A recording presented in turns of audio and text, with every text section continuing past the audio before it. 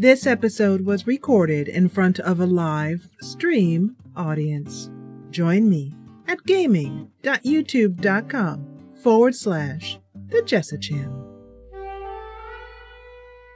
Hey there, you're watching The Jessa Channel on YouTube live, and we are playing A Case of Distrust.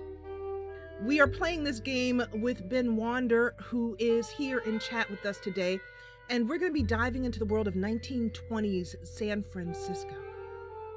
We're going to be playing as PC Malone in this, I assume, murder mystery because there was a body there. So I'm really hoping that somebody's gonna off it today. Not me, hopefully. Somebody else. But anyway, so this is a game that's going to be really up the Jessa Channel, you know, what we really like to play. And it has some similarities to The Last Express, a game we're playing right now, as well as Contradiction Spot the Liar, a full motion video game we played last year, and finally The Infectious Madness of Dr. Decker. It's incredibly stylized. This game is pure art. So we're going to start the story. Welcome to the world of A Case of Distrust.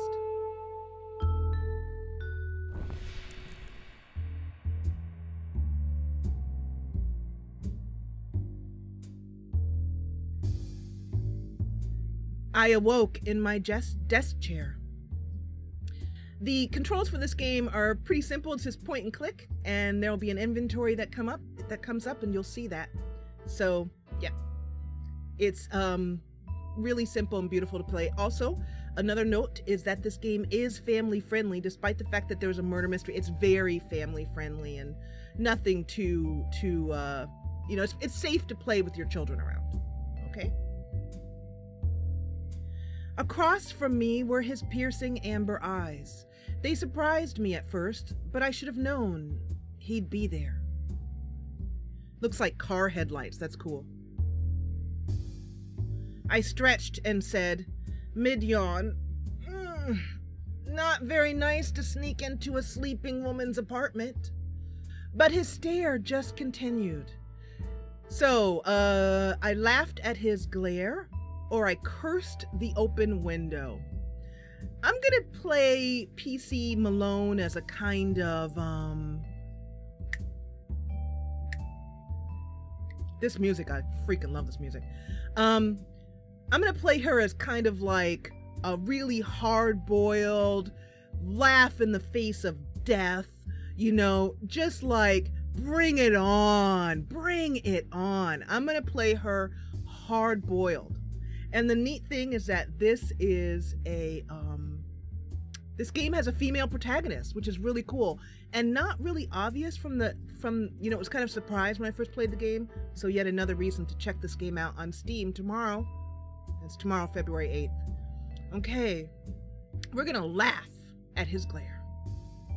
I laughed at his glare. I'd seen San Francisco's shrewd thugs, see, hardened cops, and its deadly politicians, but none could ever match that gaze.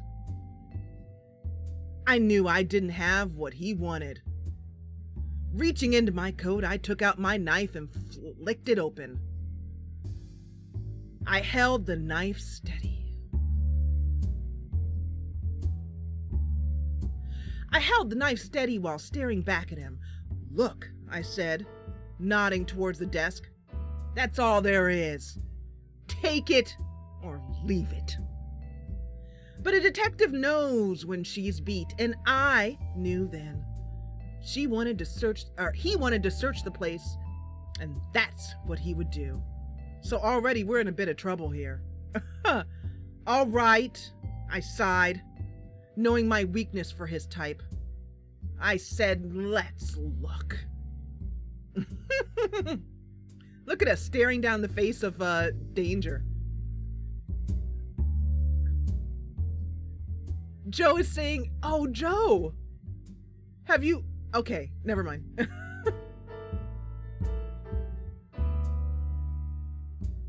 Joe, how did you know? Hey, you haven't played this game, have you? You didn't play the demo, did you? Joe is psychic. She typed a 10 of tuna. before we could see that it was a cat.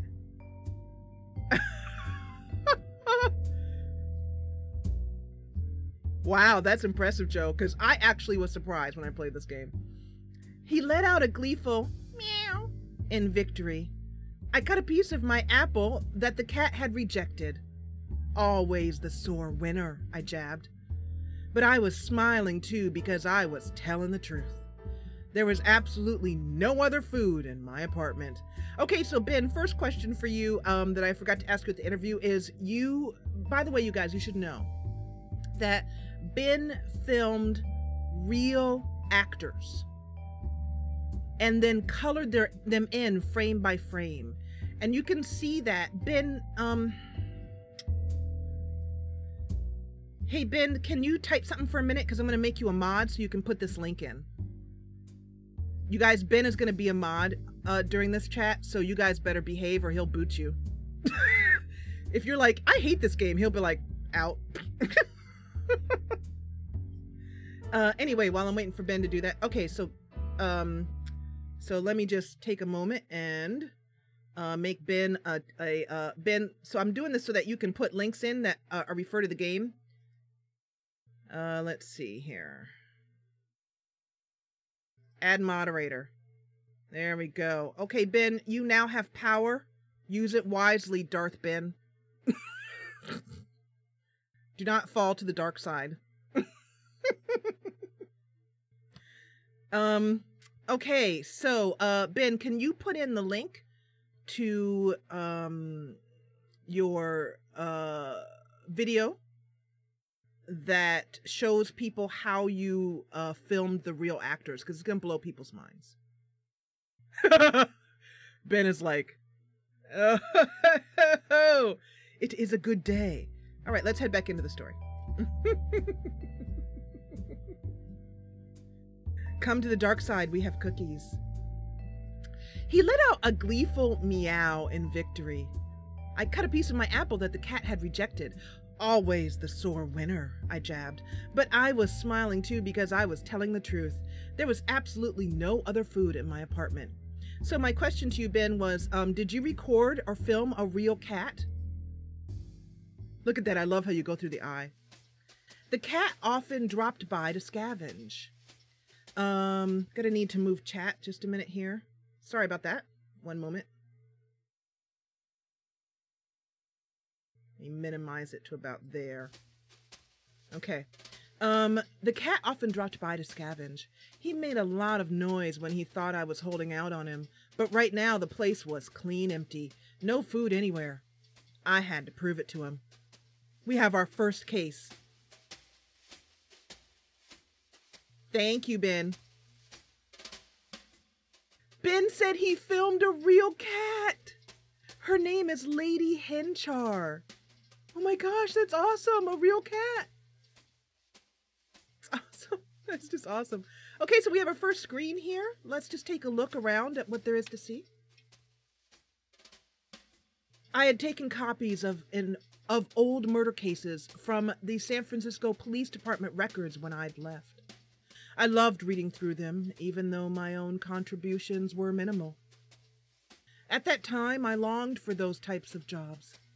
The truth was, any work was hard to find for a female detective, particularly in 1924. In the interview, Ben and I talk about one of the people that PC Malone, the character we're playing, was modeled after. The first female detective on the Los Angeles Police Department. The first female police officer, I'm sorry, policewoman is the exact phrase. That lamp had belonged to my Uncle Lewis. He had been an SFPD officer, one who argued policewomen could be good detectives, even while the others jeered at me. I knew he'd been right, but my current workload didn't help that claim. I'm going to have her try not to, kind of like someone who would kind of avoid thinking about emotions until she absolutely has to face them. I tried not to think about Lewis. I was lousy at handling the emotions behind those thoughts.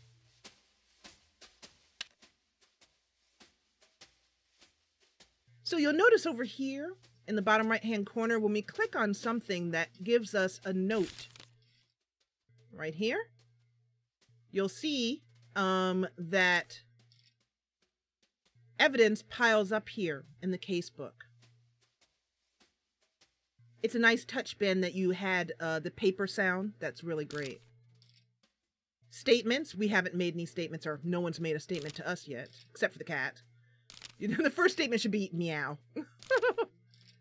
So you can then click on these things, and what we learned about that object will come up.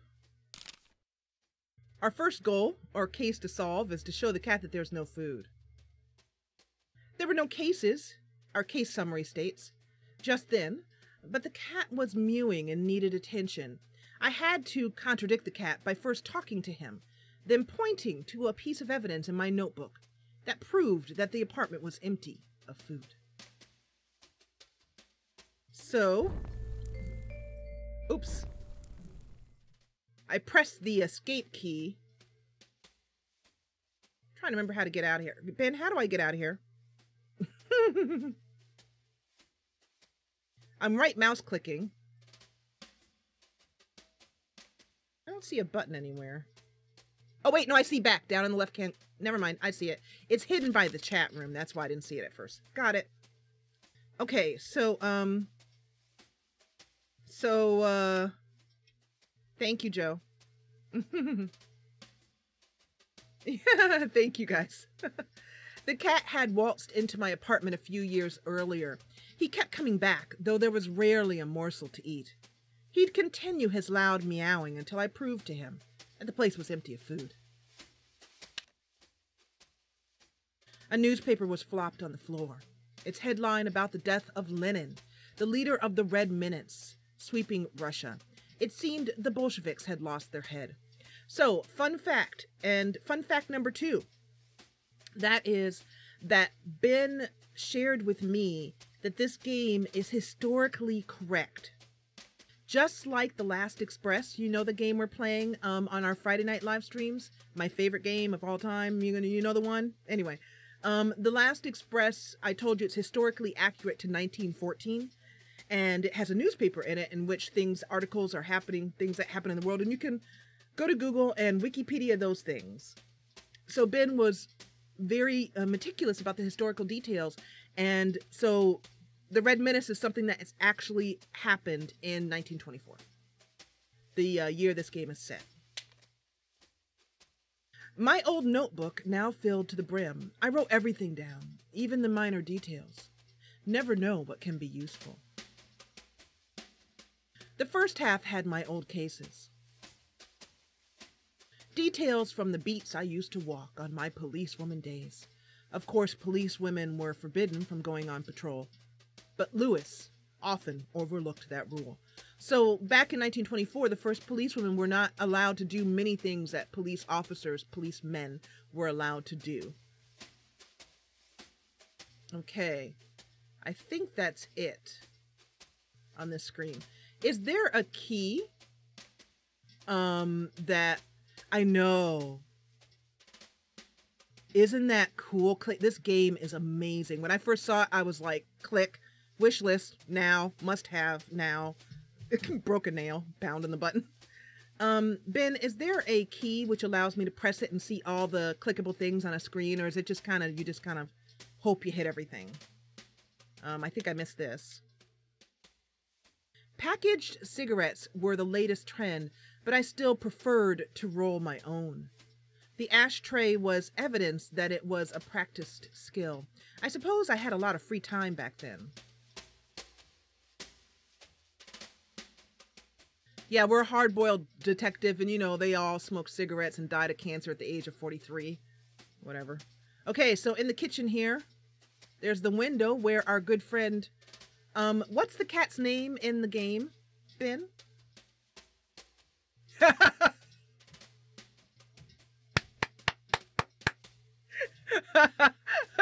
Ben just said, no, nope, you have to search. A bit like a detective. 'Cause you're a detective. He didn't say that part. It was heartily implied and deeply amusing. Okay. So I know that, but is that her name in the game is what I mean. It's just the cat. Okay. All right. The regular white icebox, tinged yellow with age, half blocked the kitchen doorway. My income rarely kept much stocked in it, and right now, it was empty. Okay, so that gives us the icebox. So now I think we can go to him. See how we do this. We'll talk to him now. It doesn't matter how doe-eyed you are, cutie pie. We've got no food around, I told him. I love that lick. That's awesome. He licked his chops and looked at me. Apparently, he still didn't believe that. I needed to contradict him somehow to show him something in the apartment that would prove it was empty of food. Let's contradict him now. Gonna go over here too. I just love how he's like, you have to search around like a detective. That's awesome. We're gonna use this to contradict.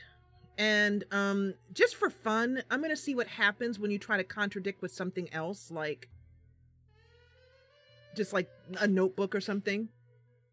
And just to see what happens. Obviously we know it's the icebox, but you know, I'm gonna show you a quote-unquote fail state. You see, notebooks inedible, I said. Yay, Ben. Awesome. So Ben's game consists of 55,000 words. And he has done a great job at trying to do exactly what I did, which was think of what a plucky little player like myself would try and do and have an answer for it, instead of something like, you know, the cat let out a disagreeable meow. Apparently that didn't satisfy him. I had to show him that where I kept the food was completely empty. So let's go back and choose evidence. Icebox. The regular white icebox, tinged yellow with age, half blocked the kitchen doorway. My income rarely kept much stocked in it, and right now it was empty.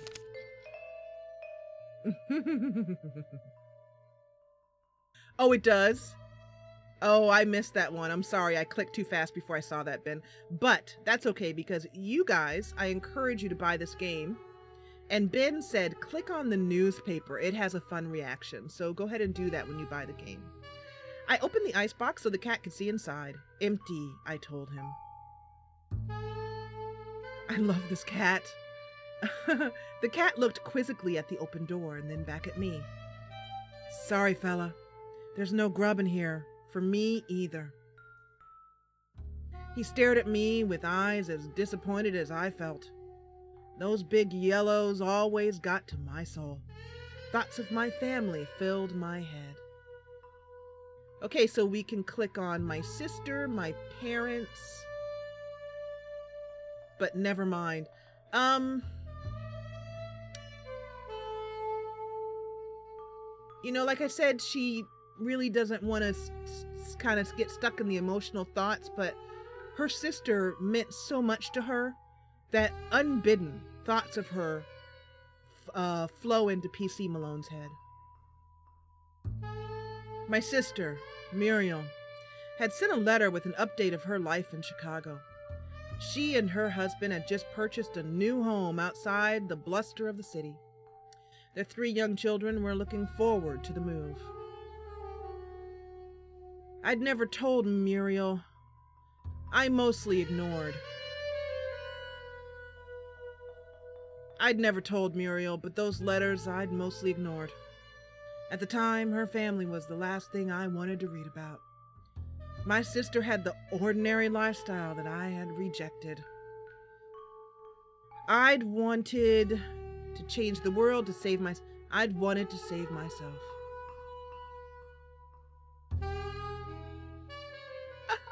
Yay! I'm a role player, Ben. I don't know if I'd mentioned that to you, but this channel is roleplay focused. So yeah. I always roleplay in every game we play. I'd wanted to save myself from the monotony of traditional marriage, to prove that a woman could do more than her child-rearing duty. And also, Ben, I'm trying to find PC Malone's voice because I also voice my characters. And I have numerous voices that I mean, well, a lot of them actually.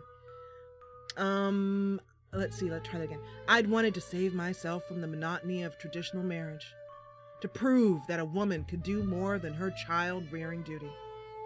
Not that I was helping advance that cause with the types of cases that were coming my way. I'm going to need to move chat over to the other side of the screen because it's blocking, so just pardon me for a moment while I do that. Trying to find a space in the game where text doesn't show up and I can still see chat. Okay, there we go. That should hopefully work.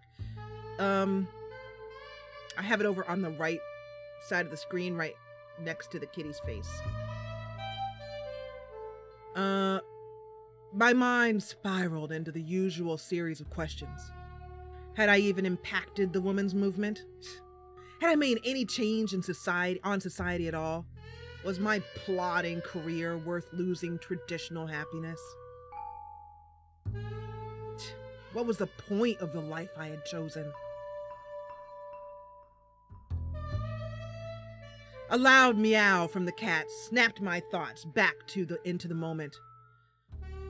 I took a deep breath and grinned back at him.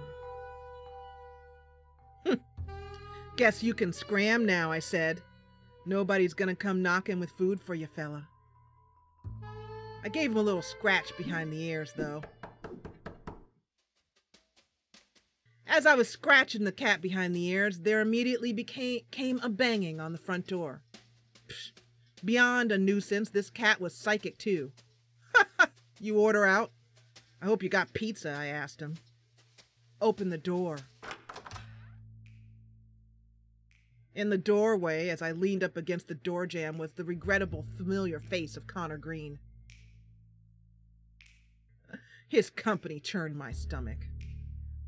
It might have been his bergamot.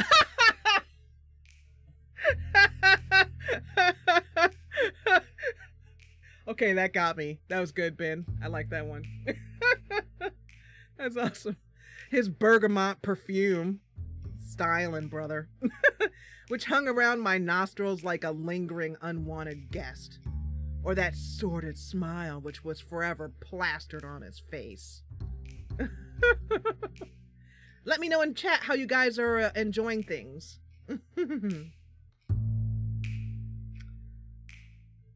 Oh, Joe, were you naming the cat? I just realized that. I like that name, Oliver. So, okay, we will name the cat Oliver for our playthrough of this. He stared at me through the doorway with a coy smile. Well, ain't you gonna invite me inside? I started closing the door. But he stuck out a foot to stop me. Hey now, baby, he chided. Foul way to treat a customer, Malone. So that was his angle. Hiring me as a detective. I wondered what a bootlegger would need with a private eye, but he answered without my prompt. Ha ha ha. I'll make this quick. I can't take this to the hog house or the pigs would laugh me out. The hog house, the police station. And other dicks just aren't as tempting, private eyes. His grin widened. Thought this was gonna be quick, I said, and started rolling a cigarette. It wasn't quick, and I'd already rolled and lighted a second smoke when Green finally finished his story. I had noted the important bits in my book.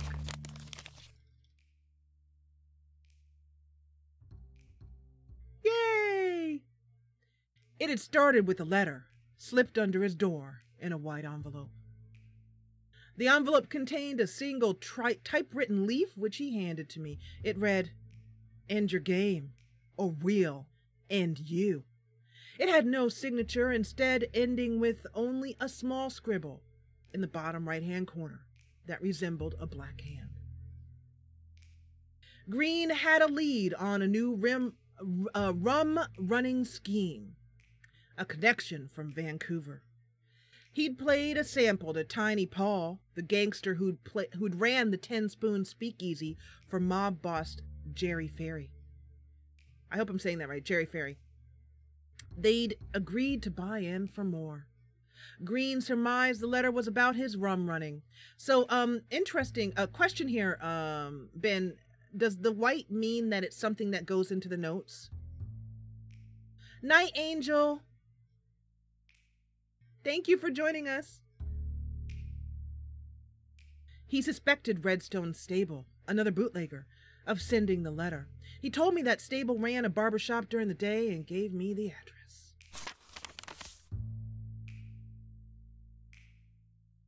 Green needed to know who the threat was from. He'd get Paul's gang to deal with them and continue his scheme to get rich.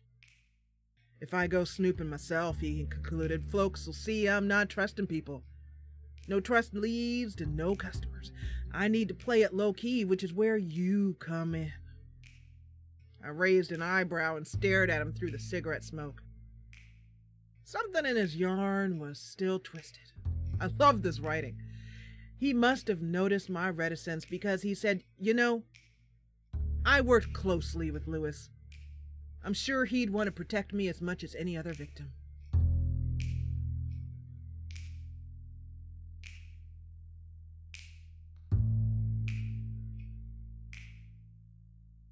I was still searching for answers. My uncle, after his death, he'd been a man obsessed with helping victims and bringing justice to those beyond salvation. With that ethos, I never understood how he could have taken his own life. Those thoughts haunted me. I'd quit the San Francisco PD and started my own practice, taking his philosophy with me. Was Green worth my time? Would he be worth Lewis's? I considered. Green had tipped off my uncle in a few cases. I wondered if that was enough to warrant his protection. Before I could think past my headache, he threw a bill in my lap. Keep the C note as a retainer. Don't worry about getting in touch. I'll find you later for a chat. He turned down the hallway and I let him go. If he was willing to give me $100 with no commitment, I would stop him. Whew! I love that. That is, I mean, this game is pure genius. It's amazing. Night, Clayton.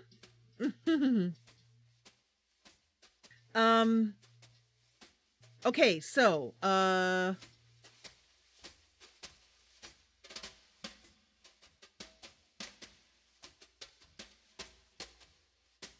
turned back, just lost my train of thought for a minute there. I turned back to the apartment, still confused about the whole story. My headache wasn't helping either. Whenever I lacked clarity, a trip to Southern coffee was usually the cure. Okay, so, I think we can now just click on the door and head out into the wide world of San Francisco. I'd mounted a gold plate on the outside that read P.C. Malone, Private Investigator. I slammed the door behind me. There was only one place I needed to go to clear my head. So this is the travel music. And the map screen.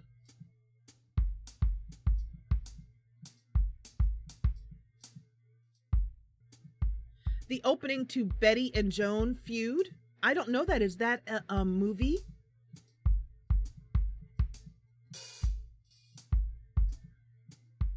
Southern Coffee was a basement dive. It wasn't modern, hip, or ever busy. And it was my favorite place to down some paint. I love that, down some paint. Especially in the company of the best bartender in the city. I lifted up my arm and hailed a taxi.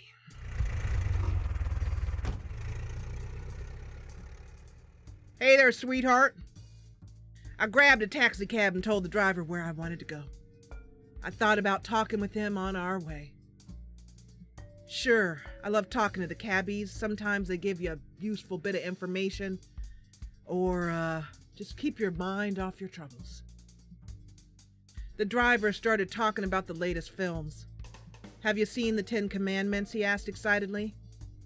I admitted I hadn't.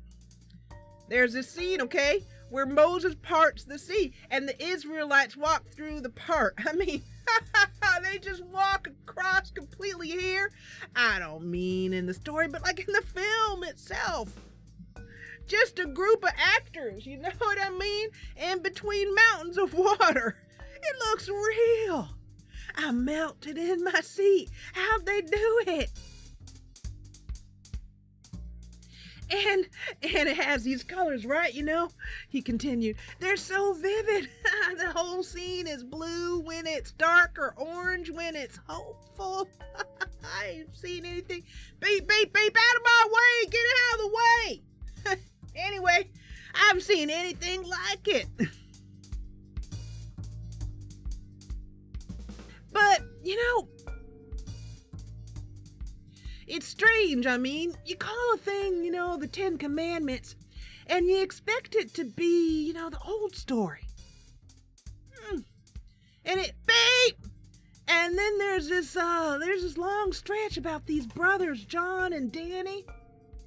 And this guy, John guy's greedy and Danny's nice. And of course, in the end, John gets what's coming to him.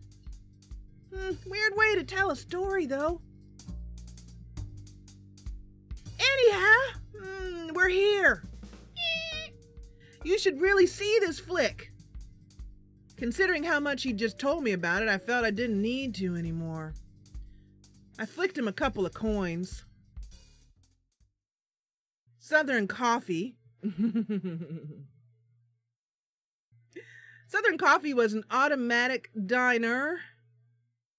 Okay, I'm sorry. I gotta keep moving chat around until I can find a place where it doesn't interrupt something on the game screen. I'm gonna try maybe low down the bottom on the right. I'm sorry about this. I beg your pardon. Thanks, guys. I love doing it brings the game even more alive. Not that it needs any help, for goodness sakes. All I'm doing is just adding a little ambiance, people. Adding a little ambiance. And I'm gonna make chat a little bit smaller. And let's see if that does it.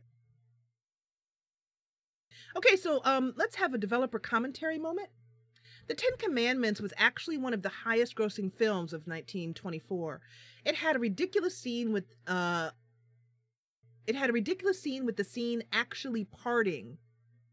I think he means the sea actually parting. Some of the earliest special effects in film, really cool stuff. So there's some developer commentary from Ben, who is in chat with us right now. Okay, so definitely we're going to be doing more games where the developers join us in chat because it really adds to the experience. All right, let's continue on with our role play. Southern Coffee was an automat diner. Ethel Burgess, the lone waitress, was friendly to help with any inquiry. Of course, if you winked at her right, she'd show you the way to the downstairs toilet, where Frankie played bathroom attendant. And by the way, Ben, is your fiance watching? I saw you tweet about this. I don't know if you retweeted it and let people know your gang of people that you're in here, but I'd love to see some of your followers in here. You should go over and tell people on Twitter that I'm actually role-playing your game.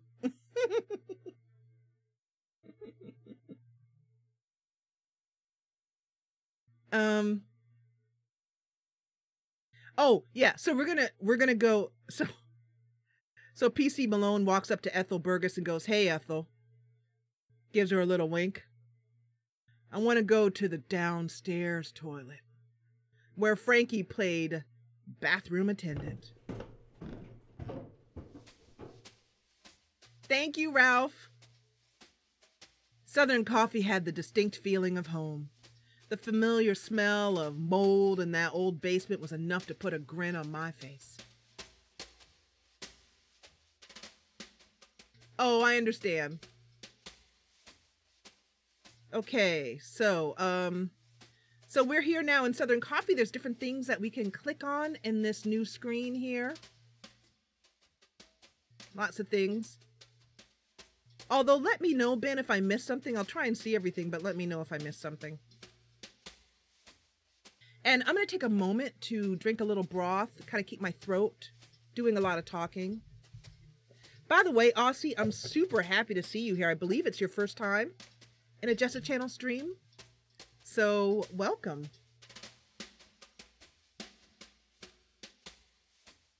But yeah, broth is how I keep the old throat going.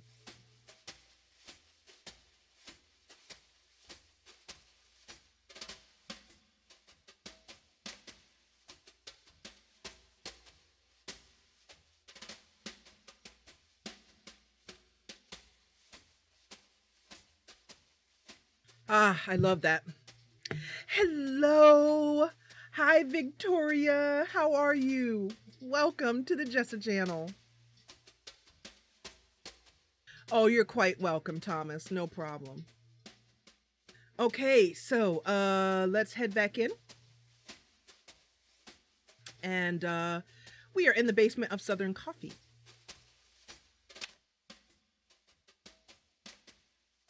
Frankie had a bond with that old shaker at the end of the bar. I was surprised he hadn't named it. He could sling a mean drink, though he'd only use the good liquor if he liked you. Frankie liked me. Good night.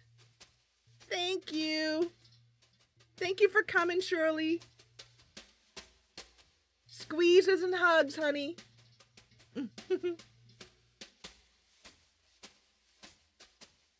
Okay, so I grabbed the wine bottle on the bar and examined its label. It featured a picture of grapes and the words sacramental use only. I stole it from a church. Frankie looked at me with a spark in his eye. Go ahead, give it a swig. Absolutely, we're gonna drink out of that. Sure thing. That's like the Lord's sacrament or something. Maybe it'll send us to heaven. We could use all the help we could get.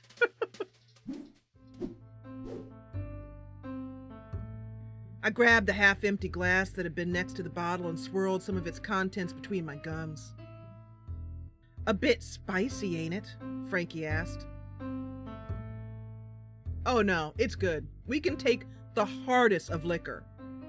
The most rolled of cigarettes. I mean, we are the most hard-boiled woman in San Francisco. You know? It's good.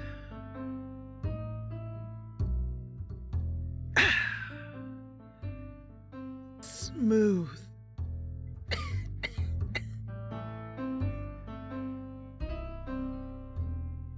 It's good, I nodded and gulped the rest down. Whew. It'll cost you too, he said with a smile, and he grabbed the bottle from me, turning it through his hands. Rabbis charge more than a nickel for this beauty. Only this type of Napa wine is made from that Zinfandel grape. Hey, by the way, Ben, did you answer? I probably missed it. Did you answer whether this white text is a note or what the significance of it is? Also, another developer comment here. Another cool history moment. Almost every bottle of wine in the 1920s said sacramental use only, so they could get around the prohibition laws. Of course, a few were actually used as sacrament.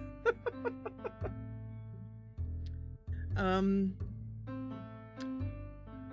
I gotta find Frankie's voice. Let's see if I can find it. Rabbis charge more than a nickel for this beauty. Only this type of Napa wine is made from that Zinfandel grape. It has, it's gonna take me a little bit of time to get Frankie's voice. It has that unique aroma. I'd been trying to learn more about wine. Seemed everybody knew their stuff but me. I noted what Frankie had said about the origin of the grape as he sat the bottle back on the bar. Frankie, you know you don't even drink. You don't even drink, I chided. Frankie let out a bellied laugh. Malone, I can still enjoy the smell. There's a story behind, give me a second. There's a story, there it is. That's how I find my voice. I just keep repeating a line until the voice comes that sounds like it would fit. There's a story, there's a story, there's a story, there's a story. Frankie let out a belly laugh. Oh, I can still enjoy the smell. There's a story behind his teetotaling. He said there was a story behind his teetotaling, but he'd cut short any talk about it. An odd relationship with the drink for a barman. Frankie sighed. Too bad more folks can't know about it. That woman's league is the devil. The woman's Christian's temperance.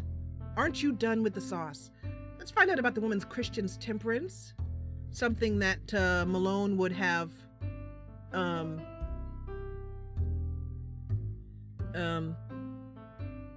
Yep. Oh, and by the way, Ben said the white text does go into your notes.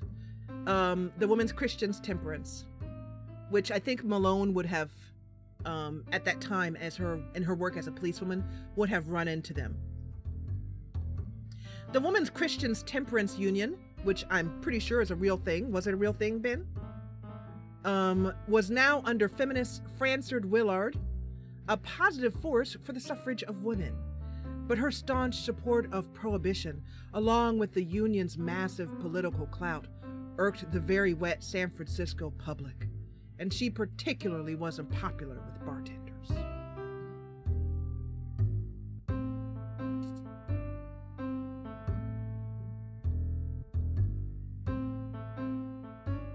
Who's Spike Spiegel and Miranda Kerr? Are you guys referencing something that I'm not I don't know about? Anyway. Okay, here we go. Take a seat, he said. I'll make you something else. So Malone loves baseball. I've just decided that is the case. So she's going to talk to Frankie about baseball. He'd been a decent pitcher. He'd been a decent pitcher for the Seals a few decades earlier. Sometimes he'd speak wistfully of those days, but his arms were much more used to slinging bottles now. I sat at the bar.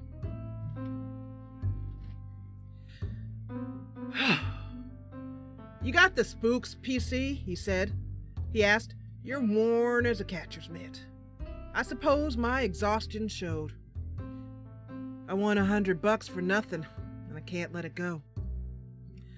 I told Frankie about the case, the threatening letter sent to Connor Green, how he assumed it was related to his bootlegging, and his suspicion of Redstone Stable. The story took longer than I'd wanted. Frankie showed genuine interest by asking many questions. When I finished, he threw me the whiskey sour he'd been stirring. I took a large gulp and gave a sigh. As thanks.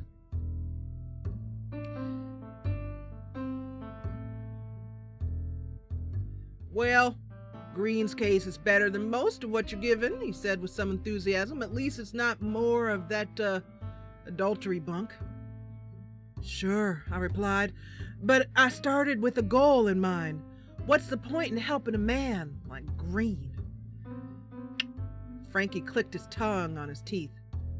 Lawyer, priest, what's the matter? Let me ask you, are the clients you have now the types you want to help? I clammed up, refusing to admit. I refused to admit they weren't.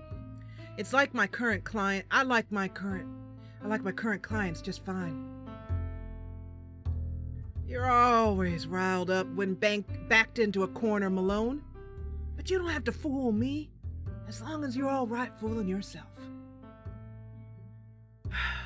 I sighed and stared down at my drink. But my daze was interrupted by the basement door opening and then, bam, slamming shut. A small, blustering woman came marching towards me. She was wearing a light blue, how do you say this word, cloche? And while I'm thinking about that, Ben is telling us that the San Francisco Seals were a minor league team in San Francisco before the Giants moved from New York. Oh, okay. Got it. Thank you, Aussie. And also Ben is saying that Frances Willard and the Union did a lot. The Union, the Women's Suffrage Union, I think, or what it said, did a lot to help women's emancipation. But prohibition was polarizing, he tells us, and she was a supporter of it, which turned a lot of people against her. So, I mean, oh, I said it, right? Good. Yay. So Ben is, I mean, I told you, Ben did his homework. All of the stuff in this game is true to 1924 history. She was wearing a light blue cloche hat with a gray ribbon tilted back on her head. A scarf of similar blue draped around her neck. I was startled by what she wore under it. A gray trench coat that looked too large for her frame. It was exactly like the one that belonged to... I looked it over. My uncle, Louis.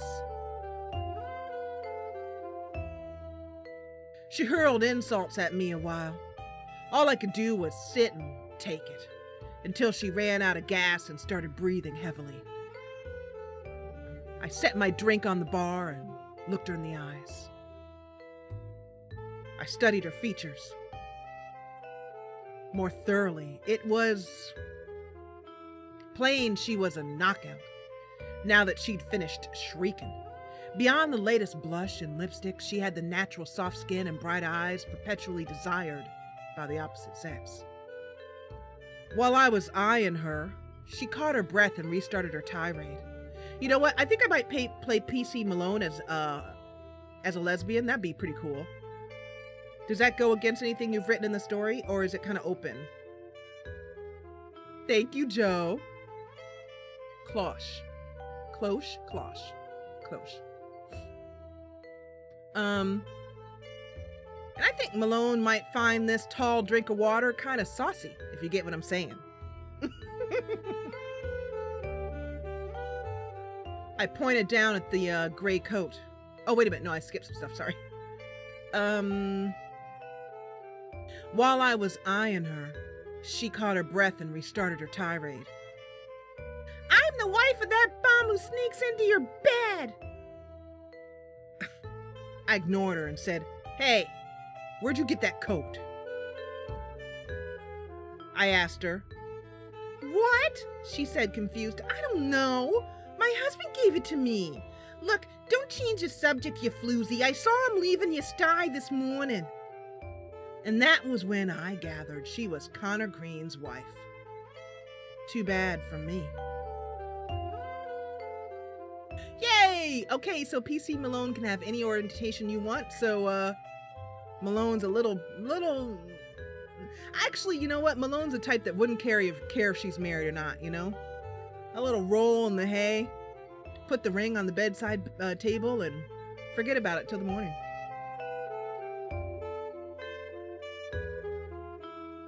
Mrs. Green, I'm a PI, not a homewrecker, and I don't think your husband, in his line of business, if you get what I mean, would want to bet a dick anyhow.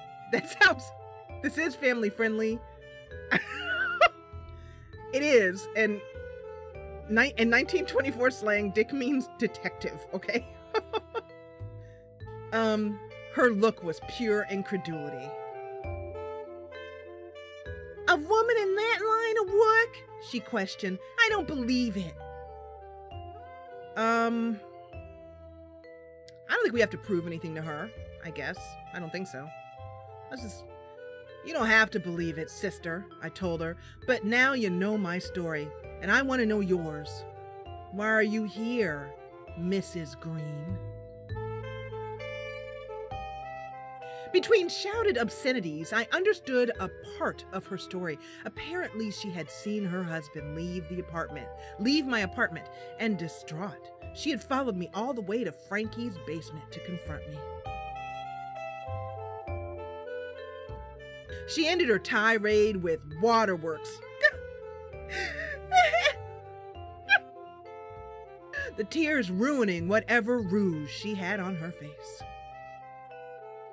Frankie, ever chivalrous to a dimpled girl, came around the bar and held her up. Now that's all right, Miss Green.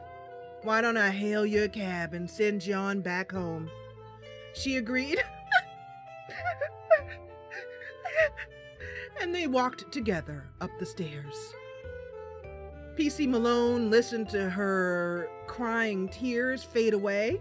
That bastard! When Frankie returned, I said to him, "You turn night real quick." Oh, hell. We can't have that siren in here. With a torture yelling like that, every street bugger would have come to her rescue.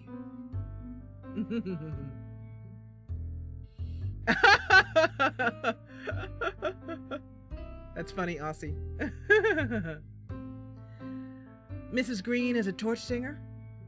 Well, I learned she was Mrs. Connor Green just now. When she came in here, I'd only seen her as little Franny singing lead for that jazz band at the Tin Spoon.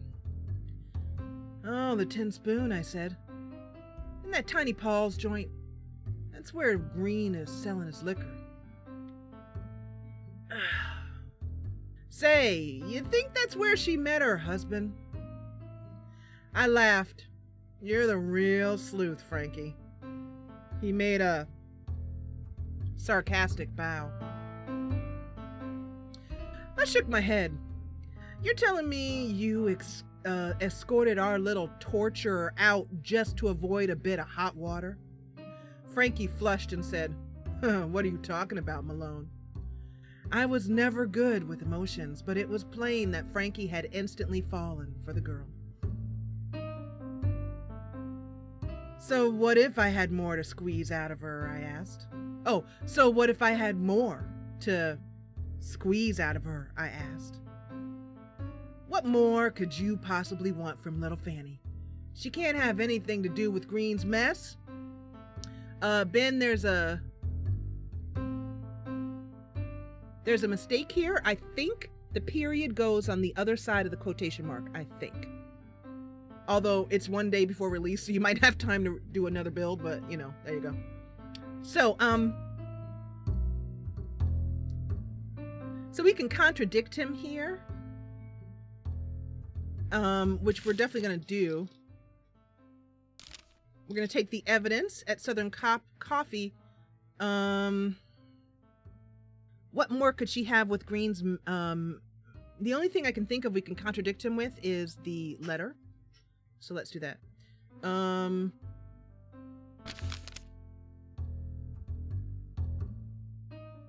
How does that... Frankie looked over the letter. And then he threw it back on the bar. How does that prove she knows anything? Frankie asked.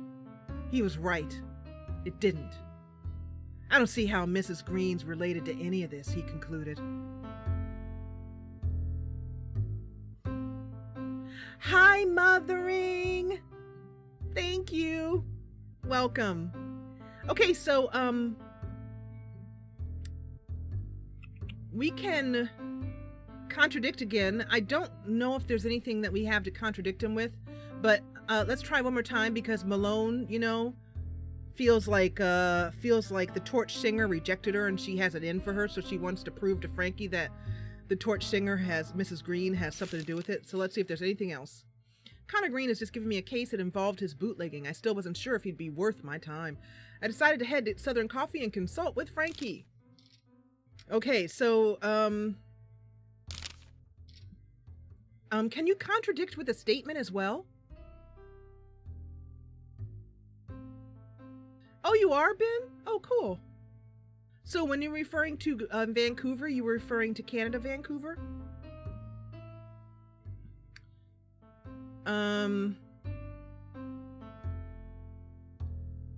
Okay, Mrs. Green's gray coat. Oh, you can use it to contradict. Okay, good. I thought it was just evidence.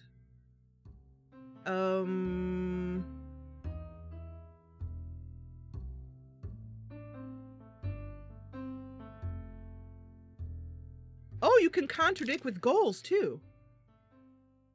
Let's show her that the cat has no food.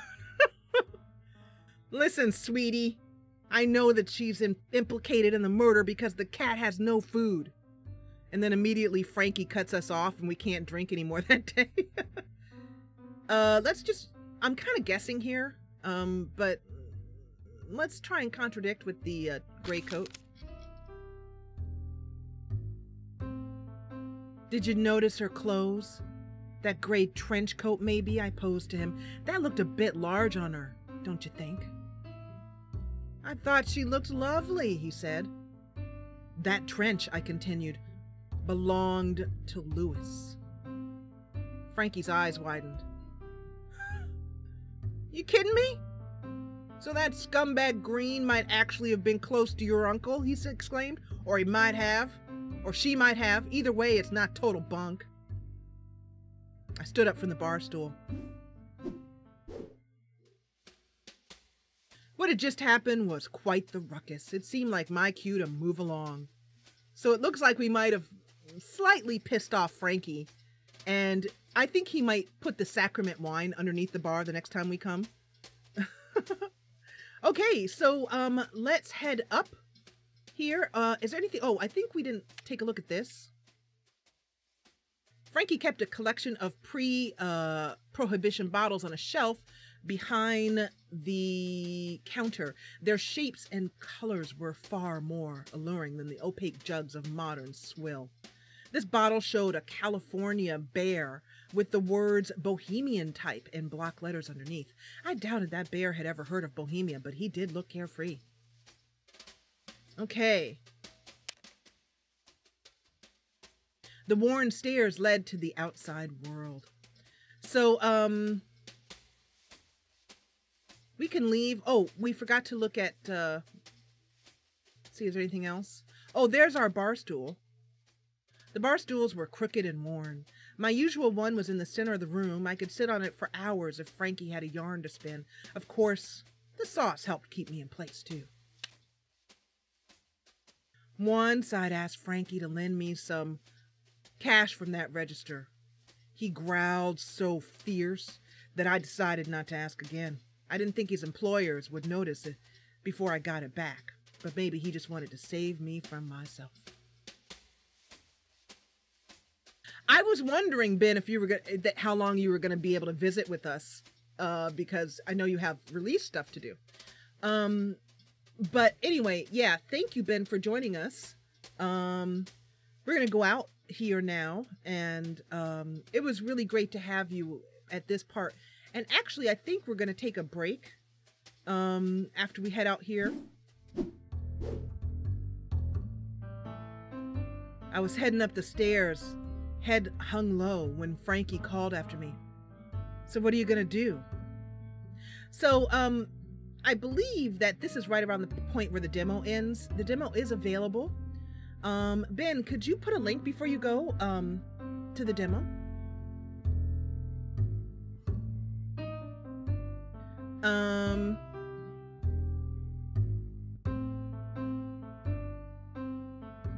I think I'd been thinking about Little Fanny and my sister. Definitely we're going to say Little Fanny. Well, that torch singer, Mrs. Green, Little Fanny as you call her, is on my mind. I paused and looked down the steps at Frankie. I'd been thinking about Little Fanny. I suppose even mobsters had people who cared about them. And she'd been wearing Lewis's old jacket. So perhaps Green and Lewis had been closer than I'd realized. I guess I'll take Connor Green's bait, I replied. I've got nothing better on the stove and he might need help. Something still stinks, though. Well, what's your plan? Frankie asked. The way I see it, I have 3 goals right now. Okay, so these are the goals that we have, what we need to do. Green hired me for a job, I said. Find the guy who wrote the letter. That's the basic part. But you want more, said Frankie. Yeah, I nodded. Green's a shady character. I have to learn about him. Who is this guy, digging his past? I can't go back to him behind. I can't go back to him blind. And then there's, There's something about his bootlegging. How did Green get a connection like that? What's his source exactly? Squeezing that lemon might give me more juice. That sounds all right, he replied. So where is it you're off to? I've got 3 leads.